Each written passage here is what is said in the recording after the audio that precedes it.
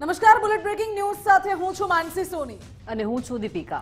વાત કરીશું ગાંધીનગરની મુખ્યમંત્રીના નિવાસસ્થાને આજે રાત્રે ડિનર ડિપ્લોમેસી યોજાવાની છે। કેન્દ્રીય ગૃહમંત્રી અમિતભાઈ શાહ સીએમના નિવાસસ્થાને જશે, જ્યાં સીએમ, ડેપ્યુટી સીએમ અને પ્રદેશ પ્રમુખ ઉપસ્થિત રહેવાના છે।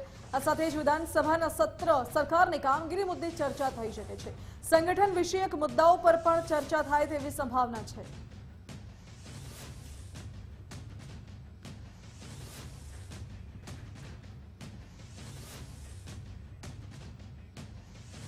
તો આ તરફ ગાંધીનગરમાં આજે કેન્દ્રીય સહકાર મંથન બેઠકનું આયોજન કરવામાં આવ્યું। કેન્દ્રીય સહકાર મંત્રી અમિતભાઈ શાહની અધ્યક્ષતામાં બેઠક યોજાઈ। મુખ્યમંત્રી ભૂપેન્દ્રભાઈ પટેલ બેઠકમાં ઉપસ્થિત રહ્યા છે, તો ડેપ્યુટી સીએમ હર્ષભાઈ સંઘવી અને જીતુભાઈ વાઘાણી પણ ઉપસ્થિત રહ્યા। દેશના 17 રાજ્યોના સહકાર મંત્રીઓએ હાજરી આપી। આ સાથે જ રાજ્યના સચિવો અને ઉપસચિવો પણ બેઠકમાં હાજર રહ્યા। 20 અગ્રણી સહકારી સંસ્થાઓ પણ બેઠકમાં ઉપસ્થિત રહી। આ સાથે જ 2 લાખ કૃષિ, ખાંડ, મત્સ્ય મંડળીઓના મુદ્દાઓ પર ચર્ચા કરાઈ।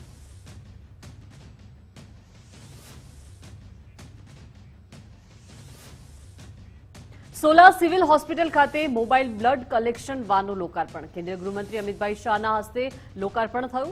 હોસ્પિટલના ડીન, સુપ્રિન્ટેન્ડન્ટ અને ભાજપના પદાધિકારીઓ ઉપસ્થિત રહ્યા। અત્યાધુનિક મોબાઈલ બ્લડ બેંક વાનથી આરોગ્ય સેવાઓને નવો વેગ મળશે। બ્લડ ડોનેશન પ્રક્રિયા વધુ સરળ અને ઝડપી અને સુરક્ષિત બનશે। બ્લડની તાત્કાલિક જરૂરિયાતવાળા દર્દીઓને લાભ મળશે। આ વાન દ્વારા કેમ્પ યોજીને બ્લડ કલેક્શન પણ કરી શકાશે। રક્તદાનની સંખ્યા વધશે અને આરોગ્ય સેવાઓમાં સુધારો થશે। તો આજે સોલા સિવિલ હોસ્પિટલ ખાતે ગૃહમંત્રી અમિતભાઈ શાહના હસ્તે મોબાઈલ બ્લડ કલેક્શન વાનનું લોકાર્પણ થયું। મહત્વનું છે કે આ દરમિયાન હોસ્પિટલના ડીન, સુપ્રિન્ટેન્ડન્ટ અને ભાજપના પદાધિકારીઓ ઉપસ્થિત રહ્યા। તો બેંક વાનથી આરોગ્ય સેવાને નવો વેગ મળશે। સાથે સાથે બ્લડ ડોનેશન પ્રક્રિયા વધુ સરળ, ઝડપી અને સુરક્ષિત બનશે। તો આજે ગાંધીનગર ખાતે યોજાયેલી મંથન શિબિરમાં કેન્દ્રીય ગૃહ અને સહકારિતા મંત્રી અમિતભાઈ શાહે ગુજરાતની વિવિધ સહકારી સંસ્થાઓના નવા પ્લાન્ટનું લોકાર્પણ કર્યું, જેમાં નર્મદા જિલ્લાની ધારીખેડા નર્મદા શુગર સહકારી મંડળીમાં 3 નવા પ્રોજેક્ટમાં પહેલો 30 મેગાવોલ્ટનો વીજળીનો પ્રોજેક્ટ, બીજો 45 કિલો પ્રતિ દિવસ ઇથેનોલ પ્રોજેક્ટ અને ત્રીજો 50 મેટ્રિક ટન ઓર્ગેનિક પોટાશના ઉત્પાદન પ્લાન્ટનું લોકાર્પણ કરાયું।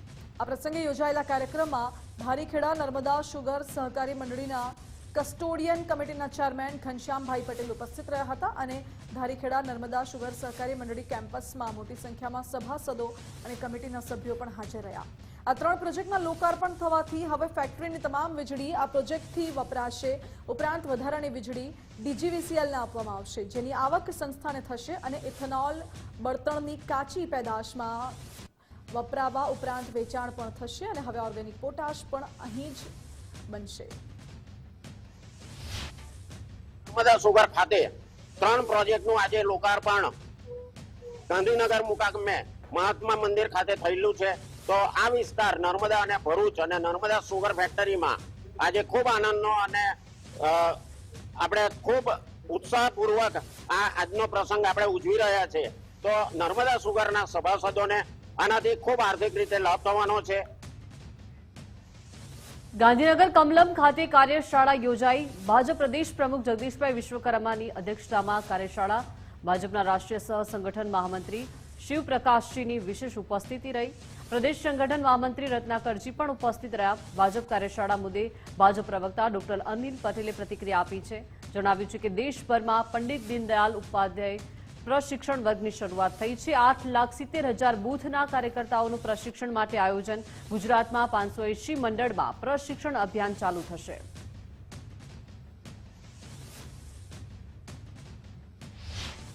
સમગ્ર દેશમાં પંડિત દીનદયાળ ઉપાધ્યાય પ્રશિક્ષણ મહાઅભિયાન 2026ની શરૂઆત રાષ્ટ્રીય લેવલે 5 ફેબ્રુઆરીથી કરવામાં આવી છે, જેમાં દેશના 8,70,000 બૂથના કાર્યકર્તાઓનું આખા દેશમાં પ્રશિક્ષણનું એક ટાઈમ ટેબલ અને એનું આયોજન થયું છે, જેના સંદર્ભમાં ગુજરાતમાં 580 મંડળમાં પ્રશિક્ષણ અભિયાન ચાલુ થશે। ભાજપના રાષ્ટ્રીય અધ્યક્ષ નીતિન નબીન ગુજરાત આવવાના છે। 3 દિવસનો નીતિન નબીનનો ગુજરાત પ્રવાસ શરૂ થવાનો છે। 20 ફેબ્રુઆરીએ અમદાવાદ એરપોર્ટ પર તેમનું આગમન થશે અને એરપોર્ટ પર કાર્યકરો દ્વારા ભવ્ય સ્વાગત કરાશે. પછી GCS બેંક ખાતે MP MLA બેઠક યોજાશે અને સાંજે ઇન્ફોસિટીમાં બજેટ મીટ પણ યોજાવાની છે. આ બજેટ મીટમાં CA, ડોક્ટર્સ અને અગ્રણીઓ ઉપસ્થિત રહેશે.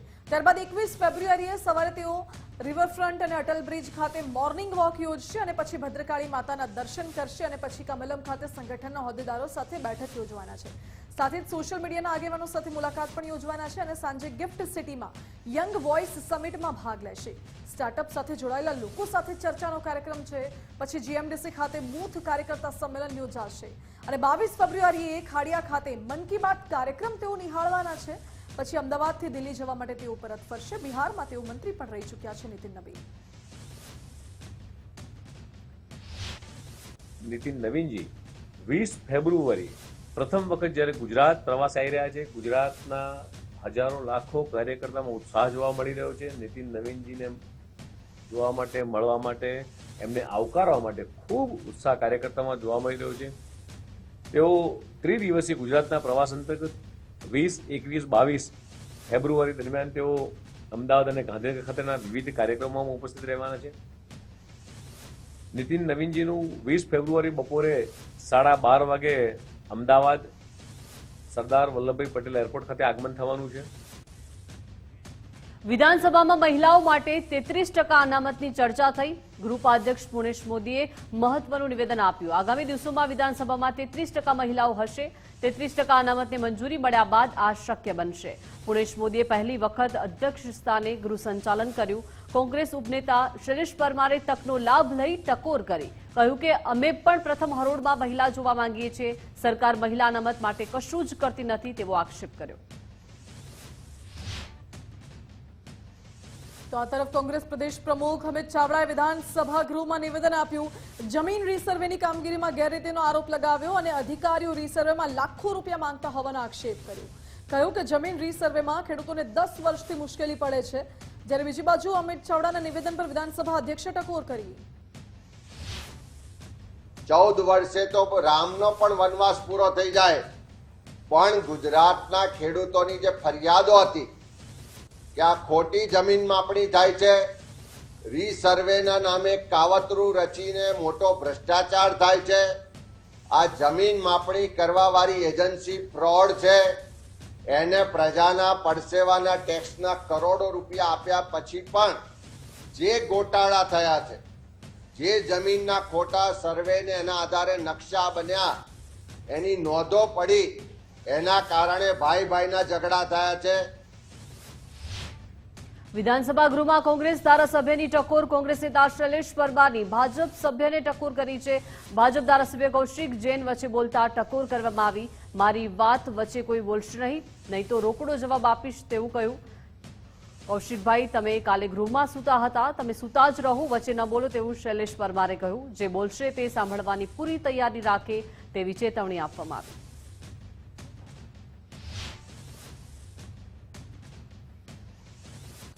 તો આ તરફ વિધાનસભા ગૃહમાં આમ આદમી પાર્ટીએ પણ હોબાળો મચાવ્યો. વિધાનસભા ગૃહની કામગીરી લાઈવ કરવાની માંગ કરી. વિધાનસભા અધ્યક્ષ શંકરભાઈ ચૌધરીએ ઠપકો આપ્યો અને કહ્યું કે આપ માત્ર હાઇલાઇટ થવા માટે હોબાળો કરી રહ્યા છો. કોંગ્રેસ પાસેથી વિપક્ષ તરીકે કામ કરવાનું શીખો. સસ્તી પ્રસિદ્ધિ મેળવવા તમે આમ કરી રહ્યા છો તેવું અધ્યક્ષે કહ્યું. તો ગુજરાત વિધાનસભામાં દુકાન અને સંસ્થા સુધારા વિધેયક પસાર થયું. વિધાનસભામાં સર્વાનુમતે વિધેયકને મંજૂરી મળી છે. મંત્રી કુંવરજી બાવળિયાએ વિધેયક અંગે મહત્વનું નિવેદન આપ્યું. કારખાના સંસ્થાઓમાં 13,000 સ્થળો પર તપાસ કરાઈ છે. સરકારે 2 કરોડ રૂપિયાનું સ્થળ પર દંડ પણ વસૂલ્યો અને 618 સંસ્થાઓ સામે વિભાગ દ્વારા કાર્યવાહી કરવામાં આવી. આ તરફ સૌરાષ્ટ્ર ઘરખેડ, ગણોત, વહીવટ, પતાવટ અને ખેતી જમીન બિલ પસાર થયું છે. ગુજરાત વિધાનસભામાં સુધારા વિધેયક પસાર થયું. બહુમતી સાથે સુધારા વિધેયક ગૃહમાં પસાર કરાયું. રાજ્ય મહેસૂલ મંત્રી સંજયસિંહ મહેડાએ બિલ રજૂ કર્યું હતું. વિધેયક પસાર થતા કલમ 75માં સુધારો કરાયો. કલમ 75માં સુધારો આવતા જ હવે બોજામાંથી જમીન મુક્ત થશે અને નિકાલ કરી શકાશે. તો ગાંધીનગરમાં બિનખેતી જમીનથી સરકારને મોટી આવક મળી. અમદાવાદ અને ગાંધીનગર જિલ્લાના પ્રશ્ન પર સરકારનો જવાબ. અમદાવાદમાં જમીન એને થવાથી 165 કરોડથી વધુ આવક થઈ છે. ગાંધીનગર જિલ્લામાં 2 વર્ષમાં 27 કરોડની આવક થઈ.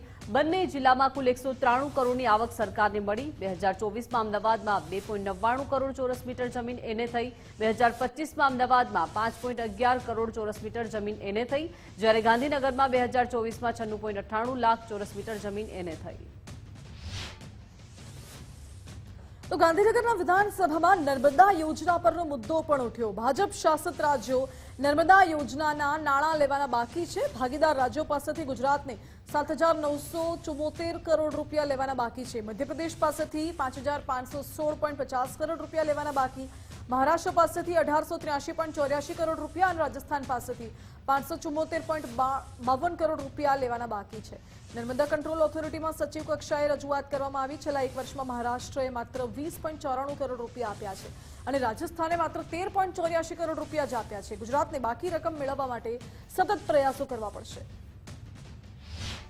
ભાગીદાર રાજ્યો પાસે છેલ્લા 2 વર્ષમાં કેટલી રકમ લેવાની બાકી છે તો એના જે આંકડા આપ્યા છે કે 31 જુલાઈના અંતિમ જે આંકડા છે મુજબ મધ્યપ્રદેશ પાસે 5,516 કરોડ રૂપિયા લેવાના બાકી છે.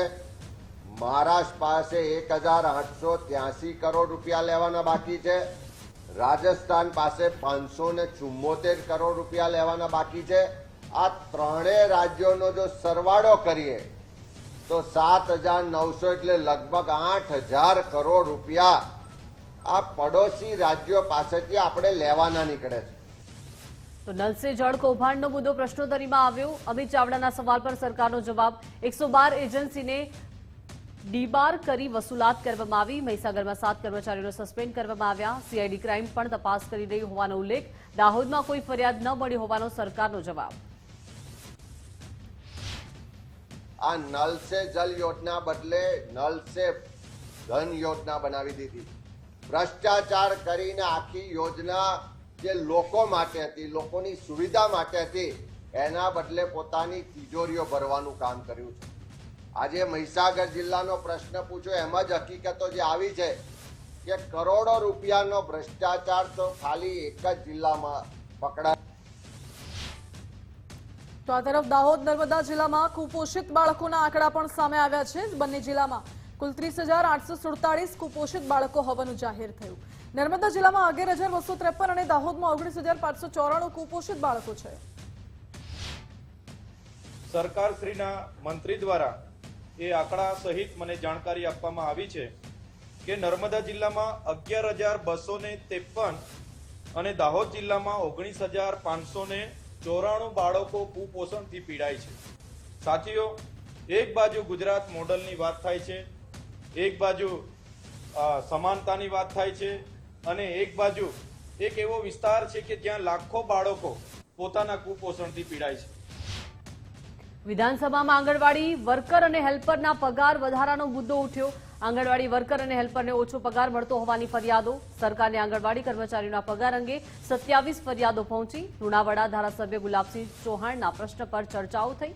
આંગણવાડી વર્કર અને હેલ્પરના પગાર વધારાની માંગ ઉઠી છે. સરકારે આ મુદ્દે વિધાનસભામાં જવાબ આપ્યો. તો વિધાનસભામાં રેલવેના પડતર કામનો મુદ્દો પણ ઉઠ્યો છે. રેલવે અનુસંધાનમાં ભાજપના ધારાસભ્યએ મુદ્દો ઉઠાવ્યો, પ્રશ્ન કર્યો. ગોધરાના ધારાસભ્ય CK રાહુલજીએ પ્રશ્ન કર્યો છે. રેલવેમાં ગુજરાતના અનેક કામો પડતર છે. ગુજરાતમાંથી સચિવ કક્ષાએ સમીક્ષા કરવાની માંગ ઉઠાવી છે. રેલવેની ઉચ્ચ કક્ષાની કમિટી સાથે સંકલન કરવામાં આવે તેવી માંગ. ગોધરામાં 3 વર્ષથી બની રહેલા રેલવે બ્રિજને લઈ સવાલ ઉઠાવ્યો. જામનગરમાં રેલવેના 1500થી વધુ નોટિસ આપ્યાનો મામલો. સિદ્ધાર્થનગર હનુમાન ટેકરી વિસ્તારોમાં જગ્યા ખાલી કરવાનો ફરમાન હતું. સાંસદે રેલવે વહીવટીતંત્ર મહાપાલિકા અધિકારીઓ સાથે મંત્રણા કરી ડબલ ટ્રેક કામગીરીને અડચણરૂપ દબાણો જ હટાવવાની સહમતિ થઈ. રેલવે સ્ટેશનથી દિગ્જામ સર્કલ સુધી દબાણો તમામને નહીં પરંતુ મોટાભાગના અસરગ્રસ્તોને હાલ રાહત છે. અસરગ્રસ્ત પરિવારોએ સાંસદ માડમની ઓફિસે પહોંચી આભાર માન્યો.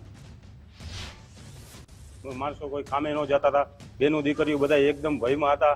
એ બદલ અમને પૂનમબેને આજ ખૂબ સહકાર આપ્યો અને એમાંથી અમને મુક્ત કરાવેલ છે. પૂનમબેન અને બીનાબેન શહેર પ્રમુખનો અમે ખૂબ ખૂબ આભાર માનીએ છીએ. 2000ની આસ કોઈ પણ ડેમોલિશન હાથ ધરવામાં નહીં આવે અને રેલવે પોતાનું ડેવલપમેન્ટલ જે એજન્ડા છે, ડેવલપમેન્ટનું કામ છે, રેલવેની જમીન છે, સ્વાભાવિક રીતે અહીંયા ડેવલપમેન્ટ ખૂબ થતું હોય રેલવેનું.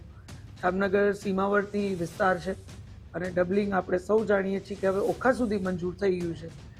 એટલે એને લાગત જ્યાં જ્યાં જગ્યાઓની જરૂર પડશે, માત્ર આ વોર્ડ નંબર 6 પૂરતી આજ વાત હતી. વોર્ડ નંબર 2 માં પણ આવી અમુક નોટિસો આવી છે, નોટિસીસ મળી છે, એટલે એના પૂરતી વાત હતી. પણ મેં એક રેલવેને એક સ્ટેન્ડિંગ ઇન્સ્ટ્રક્શન્સ અને કલેક્ટરશ્રી અને કમિશનરશ્રીની ઉપસ્થિતિમાં આપ્યા છે કે આજે આ માત્ર 6 અને 2 નંબરની વાત છે, વોર્ડ નંબર, પણ આખી લોકસભા માટે આ વાત એપ્લિકેબલ છે. સમાચારમાં આગળ વાત. નવસારી જિલ્લા ભાજપમાં અસંતોષની આગ ભભૂકી છે. સંગઠનના સમર્થનમાં હવે ચૂંટાયેલા પ્રતિનિધિઓએ રાજીનામા આપ્યા. જલાલપુર તાલુકા પંચાયતના 6 ચૂંટાયેલા પ્રતિનિધિઓએ રાજીનામા ધરી દીધા. કારોબારી અધ્યક્ષ હિરેન પટેલ, માજી શાસક પક્ષના નેતા નિલેશ પટેલે રાજીનામું આપ્યું, તો જલાલપુર તાલુકા પંચાયતના 4 સભ્યોએ પણ રાજીનામા આપ્યા. તાલુકા પંચાયતના પ્રમુખ નીલમ પટેલને રાજીનામા સોંપવામાં આવ્યા. જલાલપુર તાલુકા ભાજપમાં કુલ રાજીનામાની સંખ્યા 27 થઈ. હું પનાર સીટથી ચૂંટાયેલો હતો અને હાલમાં નવસારી જિલ્લાનું ભારતીય જનતા પાર્ટીનું જે સંગઠન જાહેર થયું એમાં જલાલપુરના સંગઠન સાથે એમનું અવગણના થઈ એવું અમને લાગે છે અને એના કારણે અમારા જલાલપુર સંગઠનના તમામ હોદ્દેદારોએ રાજીનામા આપ્યા છે. તેમજ નવનિયુક્ત જે કોઈ જિલ્લામાં ટીમમાં લીધા હતા એમણે પણ રાજીનામા આપ્યા છે. તો અમે સૌ એમની બદોલત જ ચૂંટાયા હતા અને સંગઠનનો ખૂબ મોટો હાથ હતો જે અમને ચૂંટાવામાં, અને હાલમાં અમારું સંગઠન જ જે રાજીનામું આપ્યું છે તો અમે પણ આ હોદ્દા પરથી સ્વૈચ્છિક રાજીનામું આપીએ છીએ. નવસારી જિલ્લા ભાજપના સંગઠનમાં નારાજગી. નવા માળખા સામે વર્તમાન સભ્યોમાં નારાજગી છે. જલાલપુર વિધાનસભા મત વિસ્તારમાં 17 હોદ્દેદારોના રાજીનામા પડ્યા. જિલ્લા કારોબારી સભ્ય વિનોદ શર્મા સહિતના નેતાઓનું રાજીનામું. શહેર યુવા મોરચાના પ્રમુખ ભાવેશ પાટીલનું પણ રાજીનામું. વિજલપુર શહેરમાં અન્ય મોરચા સહિત મહિલા મોરચાના મહામંત્રીનું રાજીનામું. વિજલપુર વિસ્તારના આગેવાનો સાથે કુલ 17 રાજીનામા પડ્યા. શક્તિ કેન્દ્ર વોર્ડ પ્રમુખના પણ રાજીનામા. આજ રોજ અમે જે જલાલપુર તાલુકા સાથે જિલ્લા સંગઠનમાં અન્યાય થઈ રહ્યો છે નિમણૂક હોદ્દા બદલ, એના માટે અમને જરીક નારાજગી છે. એના માટે અમે સૌ વિજલપુર શહેરના બધા હોદ્દેદારો, મોરચાના પ્રમુખો, શક્તિ કેન્દ્રના ઇન્ચાર્જો વગેરે, મહિલા મોરચા છે, યુવા મોરચા છે, બક્ષીપંચ મોરચા છે, એમના પ્રમુખો રાજીનામું આપવા આવ્યા છે. વાવથરાદમાં ભાજપના પ્રમુખની વરણી બાદ વિવાદ વકર્યો છે. પ્રમુખ પદે નરેશ ઠાકોરની વરણી થતા ખેંચતાણ દેખાઈ. સોશિયલ મીડિયામાં શરૂ થયો પોસ્ટ મૂકવાનો સિલસિલો. સંગઠન મહામંત્રી કનુ વ્યાસના સમર્થનમાં પોસ્ટ મુકાઈ. પ્રમુખ પદ માટે કનુ વ્યાસનું નામ આગળ ચાલી રહ્યું હતું.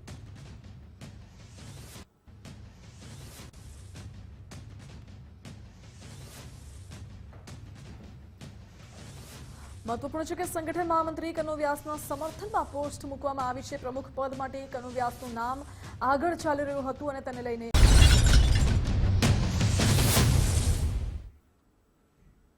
Welcome back. બુલેટ બ્રેકિંગ ન્યૂઝમાં હવે આગળ વાત કરીએ. ગાંધીનગરમાં છત્રપતિ શિવાજીની પ્રતિમાનું લોકાર્પણ કરવામાં આવ્યું. કેન્દ્રીય ગૃહ અને સહકારિતા મંત્રી અમિતભાઈ શાહના હસ્તે લોકાર્પણ થયું. સેક્ટર 21 ખાતે બનાવાઈ છે શિવાજી મહારાજની પ્રતિમા. CM Bhupendrabhai Patel, deputy CM Harshbhai Sanghavi ઉપસ્થિત રહ્યા. 20 ફૂટ ઊંચી અને આશરે 900 કિલોની પ્રતિમા મૂકવામાં આવી છે. મહારાષ્ટ્ર સમાજ દ્વારા છત્રપતિ શિવાજી મહારાજની પ્રતિમાનું નિર્માણ કરવામાં આવ્યું છે. સુરતના આર્કિટેક્ટ દ્વારા શિવજીની પ્રતિમાનું નિર્માણ કરાયું.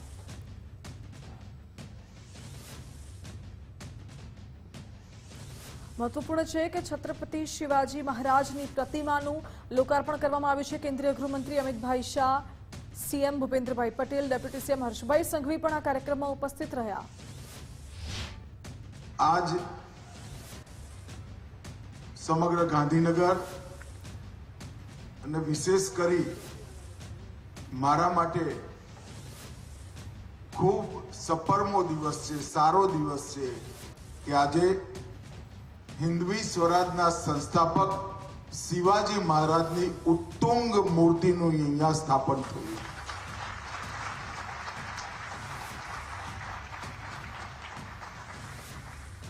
લગભગ 21 ફૂટ ઊંચી આ મૂર્તિ આવનારા અનેક વર્ષો સુધી ગાંધીનગરમાં રહેવાવાળા સૌ નાગરિકો અને વિશેષ કરી યુવાનોને પ્રેરણા આપવાનું કામ કરશે. શિવાજી મહારાજનું જીવન અને એમની સિદ્ધિઓ એ કોઈ દિવસ કાલબાહ્ય નહીં. અનેક અનેક યુગો સુધી અનંત સ્વરૂપે આ દેશ શિવાજી મહારાજના ઉપકારોથી ક્યારેય પાર પામી ના શકે એટલા ઉપકાર શિવાજી મહારાજે આ દેશ ઉપર કર્યા. સમાચાર હવે સુરતથી મળી રહ્યા છે. જિલ્લા કલેક્ટર દ્વારા મતદાર સુધારણા યાદી જાહેર કરવામાં આવી છે.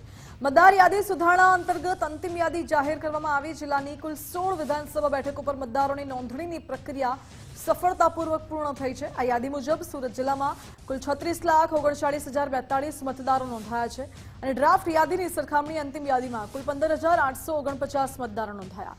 18 થી 19 વર્ષની વયના 21,954નો નોંધપાત્ર વધારો તો 20 થી 29 વર્ષની વયના 13,105 જેટલા મતદારો વધ્યા છે. કુલ મતદારોમાં પુરુષ મતદારોની સંખ્યા 18,83,381 છે અને મહિલા મતદારોની સંખ્યા 17,55,568 છે. થર્ડ જેન્ડરના કુલ 93 મતદારોની નોંધણી થઈ છે. 84 વિધાનસભા સૌથી મોટી બેઠક છે, જ્યાં 4,29,000થી વધુ મતદારો સામેલ છે. સ્પેશિયલ ઇન્ટેન્સિવ રિવિઝનની કામગીરીમાં બધા જ જોડાયેલા હતા અને આજે ફાઇનલ ડ્રાફ્ટ રોલની પ્રસિદ્ધિ થઈ ચૂકી છે. તો એની સાથે જ આ પ્રક્રિયા જે છે અહીંયા સમાપ્ત થાય છે. સુરત માટેના જે 16 એસીસ એમાં ઇન્વોલ્વ હતા અને ટોટલ આપણે જે ડ્રાફ્ટ રોલમાં 36,23,193 જેટલા મતદારો ડ્રાફ્ટ રોલમાં સમાવેશ થતા. એના પછી 6 નંબરના જે વધારાના ફોર્મ્સ, 7 નંબરના ડિલિશન્સ, 8 નંબર ચેન્જ જે ડિટેલ્સ ચેન્જવાળા અને સાથે સાથે જે એસઆઈઆરમાં જે ઇનએલિજિબલ હતા એ બધાનો સરવાળો કરીને જે ફાઇનલ ઇલેક્ટર્સ આપણા ફાઇનલ રોલમાં આવ્યા છે એ નંબર આવે છે 36,39,042. એટલે ટોટલ 15,849 મતદારોનું નેટ એડિશન આપણે કરીએ છીએ.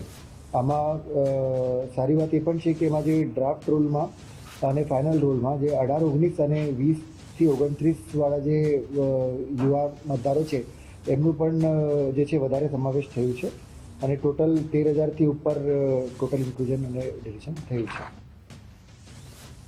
રાજકોટમાં કોર્ટને બોમ્બથી ઉડાવી દેવાની ધમકીમાં હવે ખુલાસો થયો છે. તમિલનાડુ પોલીસને અન્યાય થતો હોવાનો મેઇલમાં ઉલ્લેખ. પૂર્વ પોલીસમેને પાકિસ્તાનના આઈએસઆઈ સાથે મળીને કાવતરું કર્યાનો ઉલ્લેખ.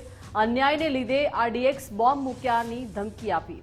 જોકે પોલીસ તપાસમાં કોઈ વાંધાજનક મળ્યું નથી. ઈમેલના સર્વરને આધારે સાયબર ક્રાઇમે તપાસ હાથ ધરી.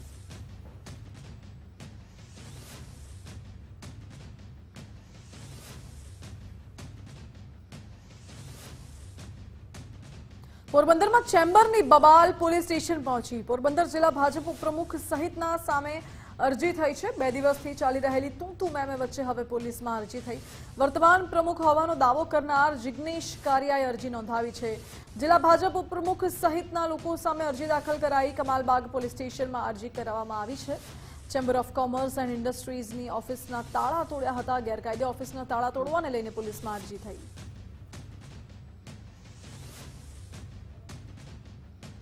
અમદાવાદમાં પીપલજમાં ઓઇલ કંપનીમાં આગ લાગી. પીપલજની હર્ષ એન્ટરપ્રાઇઝ ઓઇલ કંપનીમાં આગ લાગી. આગને લઈને ફાયરની ગાડીઓ ઘટના સ્થળે પહોંચી. આગ વિકરાળ હોવાથી 20 જેટલી ગાડીઓ ઘટના સ્થળે રવાના.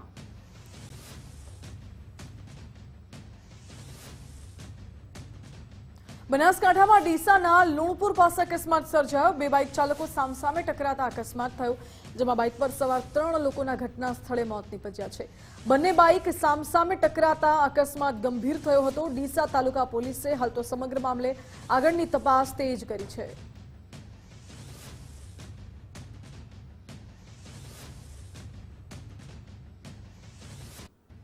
તો આ તરફ જામનગરના ધ્રોલમાં ગોડાઉનની છત પરથી પટકાતા શ્રમિકનું મોત નીપજ્યું. પંચવટી સોસાયટીની આશાપુરા મંડપ સર્વિસના ગોડાઉનમાં આ ઘટના બની. પંચમહાલના ગોધરાના વતની ભારતસિંહ રણછોડભાઈ પટેલિયાનું મોત નીપજ્યું છે. રાત્રે અચાનક પગ લપસી જતા છત પરથી નીચે પટકાયા હતા શ્રમિક.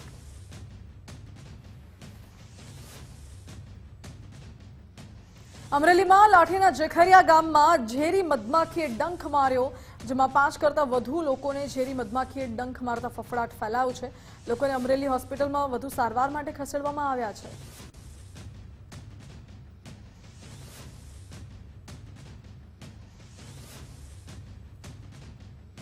દ્વારકાના રૂપેણ બંદર ખાતે તાજેતરમાં પકડાયેલા ગૌમાંસના જથ્થાને પગલે સ્થાનિક મુસ્લિમ સમાજમાં ભારે રોષ જોવા મળી રહ્યો છે. મુસ્લિમ સમાજના અગ્રણીઓ એકત્રિત થઈ પ્રાંત અધિકારીને લેખિત આવેદનપત્ર પાઠવીને આ કૃત્યને સખત શબ્દોમાં વખોડી કાઢ્યું હતું. આગેવાનોએ સ્પષ્ટપણે જણાવ્યું હતું કે ગાય જેટલી હિન્દુ ધર્મ માટે પૂજનીય છે, એટલું જ સન્માન અમારા હૃદયમાં પણ છે. 50 કિલો ગૌમાંસ ઝડપવાની ઘટનાએ સમગ્ર મુસ્લિમ સમાજની લાગણી દુભાવી છે. આ શાંતિ ડહોળવાનો હિન્ન પ્રયાસ હોવાનું તેમણે જણાવ્યું છે. મુસ્લિમ સમાજના અગ્રણીઓએ આકરા તેવર બતાવતા કહ્યું કે આવા અસામાજિક તત્વો જે દેશ વિરોધી પ્રવૃત્તિઓમાં સંડોવાયેલા છે તેમને વહીવટી તંત્રએ તાત્કાલિક અસરથી તડીપાર કરવા જોઈએ.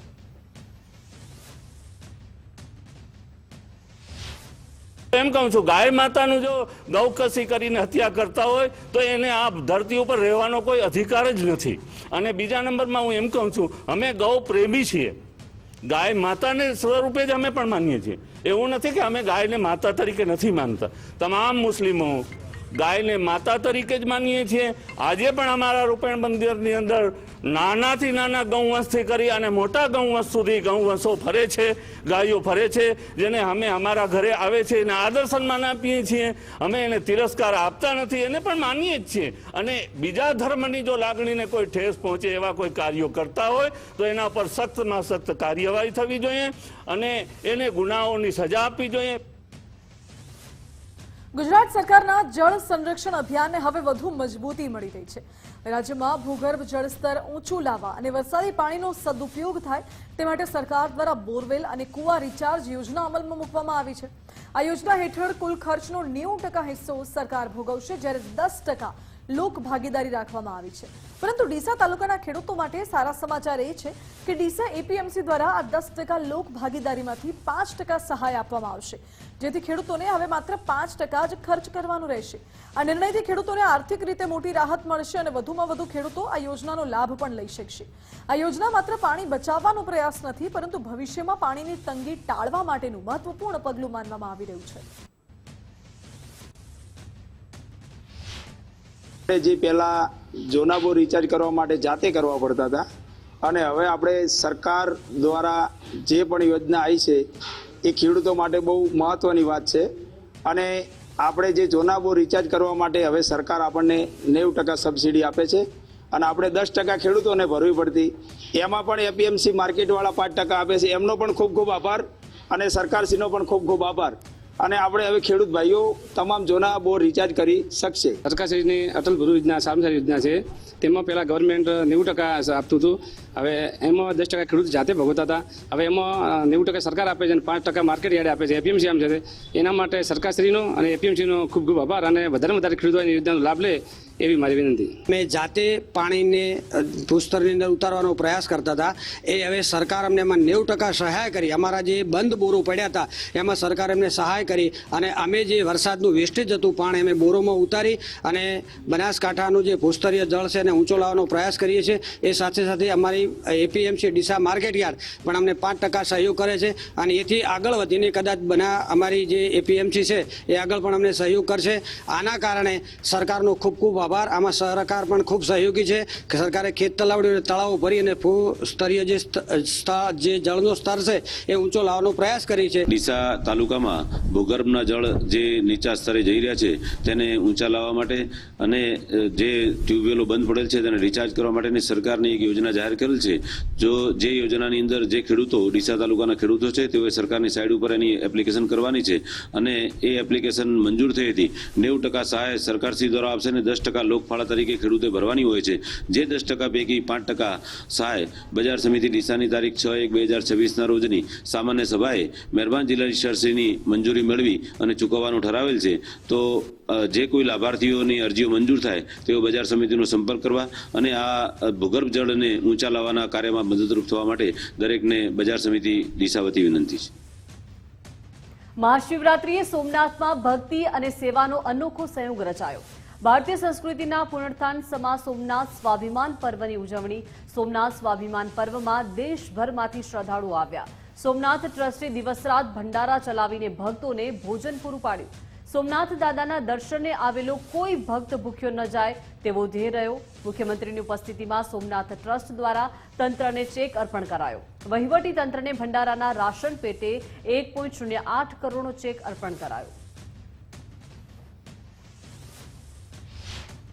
દેશના યશસ્વી પ્રધાનમંત્રી શ્રી અને સોમનાથ ટ્રસ્ટના માનનીય અધ્યક્ષ શ્રી નરેન્દ્ર મોદી સાહેબની અધ્યક્ષતામાં સોમનાથ ટ્રસ્ટ દ્વારા અનેક વિકાસના કામો ચાલી રહ્યા છે, યાત્રી સુવિધાના કામો ચાલી રહ્યા છે. ત્યારે ખાસ કરીને જે સોમનાથ સ્વાભિમાન પર્વ આ વર્ષને ઉજવવા માટે માનનીય અધ્યક્ષશ્રીએ જે જાહેર કર્યું છે, ત્યારે આ પ્રથમ મહાશિવરાત્રિએ સોમનાથ સ્વાભિમાન પર્વની ઉજવણી રૂપે મહાશિવરાત્રિમાં વિશેષ કાર્યક્રમોનું આયોજન સોમનાથ ટ્રસ્ટ તેમજ ગુજરાત સરકાર તથા જિલ્લા વહીવટી દ્વારા કરવામાં આવ્યું હતું.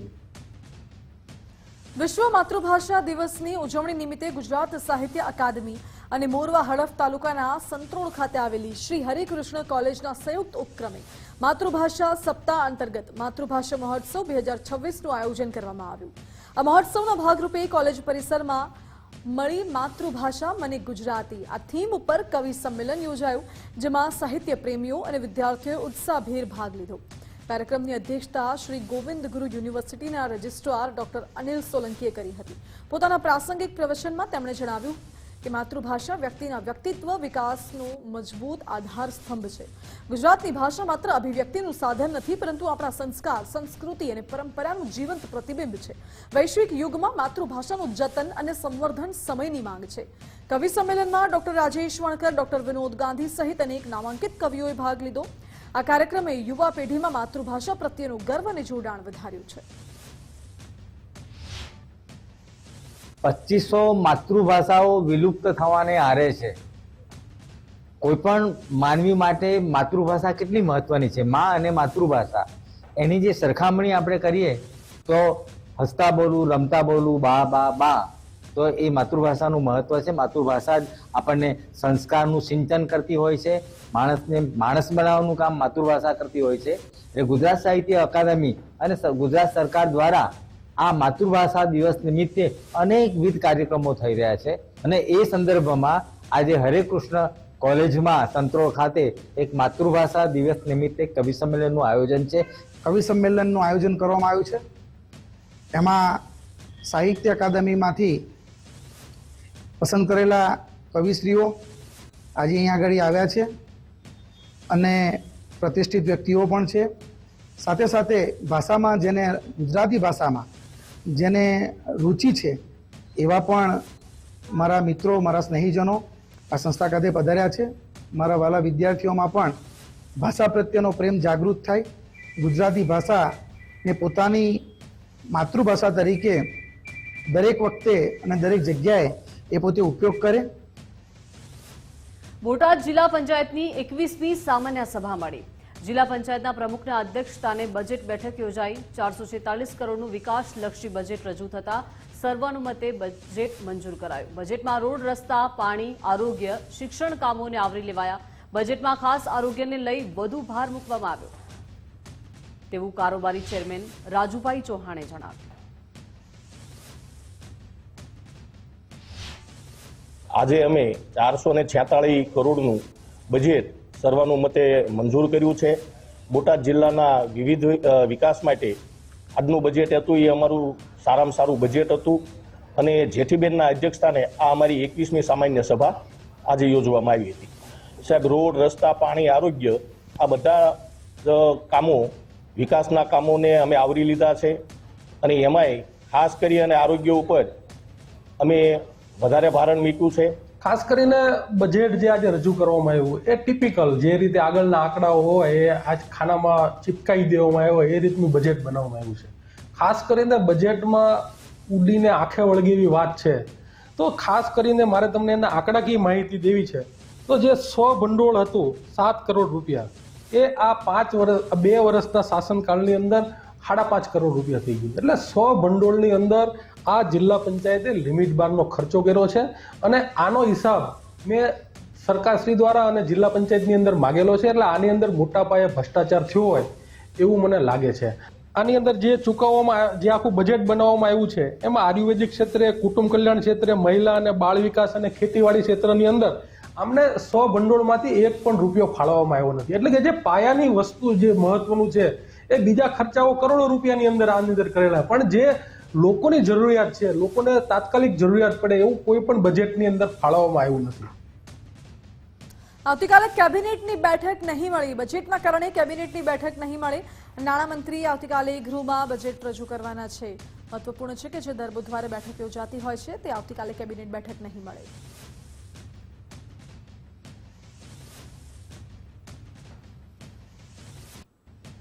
વડોદરાના ડેસરની કડાછલા માઇનોર કેનાલ ઓવરફ્લો થઈ છે. ખેતરોમાં ઉભા પાક પર કેનાલના પાણી ફરી વળ્યા. ખેતરો જળબંબાકાર થતા ઉભા પાકને ભારે નુકસાન. મકાઈ અને દિવેલાના પાકને ભારે નુકસાનની ભીતિ. વાલાવાવ, કડાછલા સુધીના ગામોની જમીનોમાં પાણી ભરાયા. અનેક રજૂઆતો છતાં ઉકેલ ન આવતા ખેડૂતોમાં ભારે રોષ છે. કેનાલની સાફ સફાઈના અભાવે વારંવાર પાણી ઓવરફ્લો થાય છે. કડાટલા માઇનોર કેનાલ ઓવરફ્લો થવાને કારણે મારી 30 વીઘા મકાઈ અને 40 વીઘા દિવેલાનું સત્યાનાશ વળી ગયું છે. તો એનો આખરી જવાબદાર કોણ? અધિકારી, સરકાર કે મયથી માલ મળે ખાવા વાળા ઓફિસરો? ક્યારથી લીકેજ છે એમ જોવા જઈએ તો છેલ્લા 5 વર્ષથી આ જ તકલીફ છે અમારે. આજે હવે ક્યારથી લીકેજ છે? આજે રાતથી આ તૂટ્યું છે. તૂટ્યું છે કે લીકેજ જ છે? લીકેજ જ છે. આખી કેનાલની કોઈ સાફ સફાઈ થતી નથી.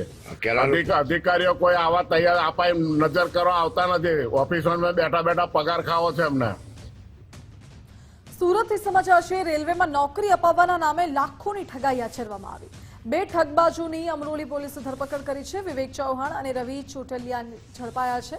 વિવેક ચૌહાણે રેલવેના લોકો પાયલટ તરીકે ઓળખ આપી અમરોલીના નીરજ ચોટલિયા પાસેથી 36 લાખથી વધુ રૂપિયા પડાવ્યા. રેલવેમાં લોકો પાયલટ તરીકે નોકરી અપાવવાની લાલચ આપી હતી. 36.37 લાખ રૂપિયા પડાવી છેતરપિંડી આચરી. ભોગ બનનાર નીરજે અમરેલી પોલીસમાં ફરિયાદ કરી છે. પોલીસે તપાસ શરૂ કરી.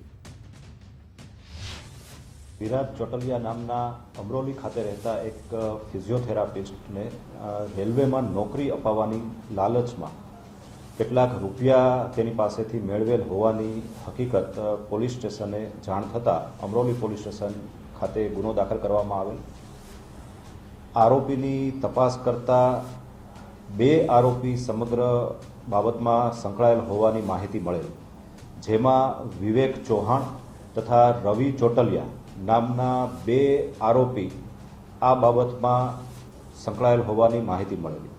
પોલીસ દ્વારા બંને આરોપીઓની ધરપકડ કરવામાં આવેલ છે અને સમગ્ર બાબતની ઊંડાણપૂર્વક તપાસ કરતા વિરાજ ચોટલિયા સિવાય અન્ય 5 થી 6 વ્યક્તિઓ સાથે પણ આ જ પ્રકારે રેલવેમાં નોકરી અપાવવાની લાલચ આપી તેઓ પાસેથી પૈસાની ઉઘરાણી આ બંને ઇસમો દ્વારા કરવામાં આવેલ છે.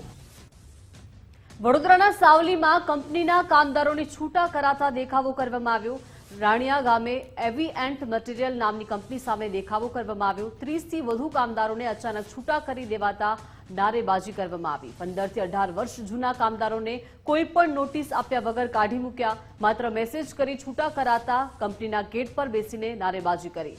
હાલ પોલીસે પહોંચી કામદારોને રસ્તો ના રોકવાની સમજાવટ ચાલુ છે. રાનિયા સાકરદા રોડ પર આવેલી એવીએન કંપનીમાં 20 વર્ષથી નોકરી કરું છું. અમને 31 તારીખે વગર નોટિસે વોટ્સઅપ દ્વારા છૂટા કરેલા છે. આજે અમે 48 દિવસ થયા. 48 દિવસથી કોઈ મેનેજમેન્ટ અમારે સામે જોતું નહીં, વાત કરવા છતાં વાત કરવા આવતા નથી. અમે વારંવાર રજૂઆત કરી કે ભાઈ અમને વાત કરો, પણ એ મળવા સુધા આવતા નથી. આજે અમે 48 દિવસથી છેલ્લે પરેશાન થઈને અમારે આ પગલું ભરવું પડ્યું. રોડ પર ગેટ પર ઉભા રહ્યા છે. અમે આજે કોઈને બહાર જવા નહીં દઈએ કે કોઈને અંદર જવા નહીં દઈએ. બનાસકાંઠામાં ચૂંટણી પંચે મતદાર યાદી સુધારણા કામગીરી પૂર્ણ કરી છે. બનાસકાંઠા અને વાવથરા જિલ્લાની અંતિમ મતદાર યાદી પ્રસિદ્ધ કરાઈ છે. બંને જિલ્લામાંથી મળીને કુલ 24,26,189 મતદારો નોંધાયા. સુધારણા બાદ કુલ 20,864 મતદારો વધ્યા છે. બનાસકાંઠામાં 11,795 અને વાવથરામાં 9,069 મતદારો વધ્યા. મતદારો ઓનલાઈન પોર્ટલ અને કચેરી ખાતે નામ ચકાસી શકશે. બનાસકાંઠા જિલ્લાની 6 વિધાનસભાની વાત કરીએ તો ધાનેરા, દાંતા, વડગામ, પાલનપુર, ડીસા અને કાંકરેજ વિધાનસભામાં એસઆઈઆરની શરૂઆત થઈ ત્યારે કુલ 17,77,657 મતદારો હતા. ત્યારબાદ એસઆઈઆરની પ્રક્રિયા અંતર્ગત જે એબસન્ટ, શિફ્ટ કે ડેથ મતદારોના નામ કમી કરી 19મી ડિસેમ્બર 2025ના રોજ જે ડ્રાફ્ટ મતદાર યાદી પ્રસિદ્ધ કરવામાં આવી હતી તેમાં કુલ 16,03,307 મતદારો હતા. ત્યારબાદ એસઆઈઆરની પ્રક્રિયા અંતર્ગત કુલ 17,948 જેટલા મતદારોના નામ કમી થયેલા છે, જેમાં ફોર્મ નંબર 7ના આધારે કુલ 3,023 મતદારોના નામ કમી થયેલા છે તથા ફોર્મ નંબર 8 અને અન્ય જે કારણો છે એમાં મળી અને કુલ 17,948 મતદારોના નામ કમી થયેલા છે. સામે 29,743 જેટલા નવા મતદારોના નામ એડ થયા છે.